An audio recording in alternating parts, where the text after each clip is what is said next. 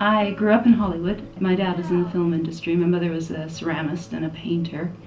More recently, I've sort of thought how odd it is that he would take me onto the sets and stuff a lot. I mean, when he did a set, he wanted me to see it, so I spent a lot of time kind of running around the back lots and watching filming and stuff.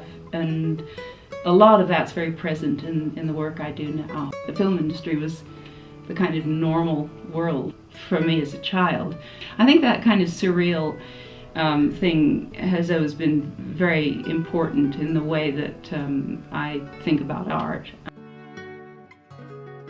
Then I went to London in the early 60s and sort of fetched up on the shores of the pop art movement there. There was this, kind of lap over into a different kind of energy, creative energy, that was not more about art, because I think that the whole energy in London was very pieced in different directions. It was, Vidal Sassoon and Ozzie Clark as fashion, and then things like Pinter and Beckett and the theatrical thing, which I think of as starting that whole kind of energy in London in the 60s. It's the theatre kind of provoked so much. British culture was actually drawing on American culture for its imagery, so there was a bit of crossover there. But for me, I was doing specifically American images in London, and so I was doing an old woman that was my grandmother. I was doing a great-grandmother. I was doing surfers, cowboys, Mae West,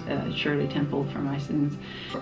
For me, the influences clearly came from the Hollywood experiences, but then the articulation of making those things was very much about my experience in the Slade School of Fine Art and being in London at that time. To have to justify your mark making and your throughput was something that England gave me. And my sketchbooks are verbal books more than sketches. The sketches are very, very fast, kind of just renditions of the way the figure is going to splash across the canvas. I think women have very often exercised their creative instincts using materials that are the B movie, basically, of fine art. So they've knit, or they've crocheted, or they've done things of that sort, cooked.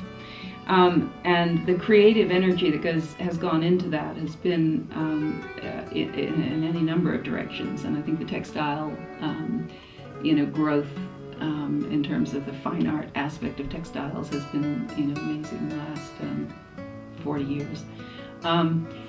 For me, I serve the idea, so I don't care what the material is. I like the materials. It's not that I'm indifferent to metal or those things, but it's the idea that drives it. And I also like tweaking things a bit. I like insulting things a little bit.